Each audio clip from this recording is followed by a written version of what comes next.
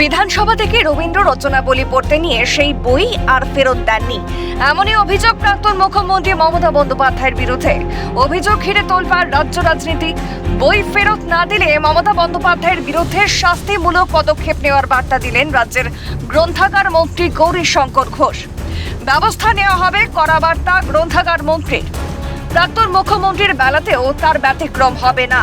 পালাবদলের পর রাজ্যে আইনের শাসন কায়েম হয়েছে, শাসকের আইন আর নেই। উনি প্রাক্তন মুখ্যমন্ত্রী হয়ে যদি বই নিয়ে গিয়ে ফেরত না দেন, একটা সাধারণ মানুষ বই নিয়ে গিয়ে ফেরত না দিলে যে ধরনের তার শাস্তি হওয়া উচিত, একই শাস্তি তারও হবে। কারণ তিনি বই নিয়ে গেছেন, পড়বেন, ফেরত দেবেন। কেন তিনি বই ফেরত দেবেন না? এই না দেওয়ার জন্য একজন সাধারণ পাঠকের যে শাস্তি হয়, তারও সেই শাস্তি হবে।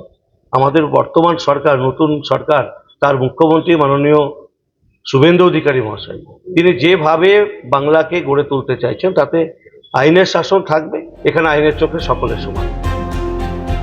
পাশাপাশি তিনি বলেছেন, এর আগে প্রাক্তন মুখ্যমন্ত্রী ও তার গ্রন্থাগার মন্ত্রী সিদ্দিকুল্লাহ চৌধুরী স্রেফ দলের মুনাফার জন্য রাজ্যের বিভিন্ন গ্রন্থাগারে বই মেলায় প্রাক্তন মুখ্যমন্ত্রীর লেখা অপ্রয়োজনীয় সাহিত্য, কবিতার বই রাখতেন বা সকলকে কিনতে বাধ্য করতেন।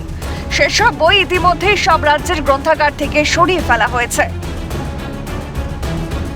যে এপাং ওপাং ঝপাং বা অপ্রয়োজনীয় গ্রন্থ মমতা ব্যানার্জি বা তার গ্রন্থাগার মন্ত্রী সিদ্দিকুল্লাহ চৌধুরী যেগুলোকে শুধুমাত্র তাদের দলের মুনাফা তৈরি করার জন্য নিতে বাধ্য করেছিলেন, সেই ধরনের কোনো বই সরকারি লাইব্রেরিতে থাকবে না। আমি প্রথম দিনই বলেছি দায়িত্ব নিয়ে, সেই জায়গায় রাষ্ট্রবাদী বই, জাতীয়তাবাদী বই, যে ক্ষেত্রে যুবদের মেধার বিকাশ ঘটবে, সেই ধরনের বই লাইব্রেরিতে স্থান পাবে। এই বই চুরিকে প্রাক্তন মুখ্যমন্ত্রীর কফিনের লাস্ট পেরেক বলে কটাক্ষ করেছেন পুর ও নগর উন্নয়ন মন্ত্রী অগ্নিমিত্রা পাল। চাকরি চুরি, ত্রিপল চুরি, চাল, বালি, কয়লা চুরি, এত কিছু চুরির পর এবার সংযোজন বই চুরি, এটাই তৃণমূল, শুধু চুরি, মন্তব্য অগ্নিমিত্রা পালের। এটাই বোধহয় মানে কফিনের লাস্ট পেরেক বোধহয়। এত রকম চুরি শুনেছি, চাল, ডাল, আমফান, কয়লা, বালি, কিন্তু যিনি নিজে কি বিতান লিখেছেন, একটা কবিতা বিতান লিখেছেন, তিনি রবীন্দ্র রচনাবলী চুরি করে ফেরত দিচ্ছেন না। এটাই তো তৃণমূল। চুরি চুরি চুরি, ডাকাতি, এটাই তো তৃণমূল। পালাবদলের পর থেকে গ্রন্থাগারে অপ্রয়োজনীয় সাহিত্যের বদলে মনীষীদের জীবনী, পুরাণ, জাতীয়তাবাদী বই থাকবে।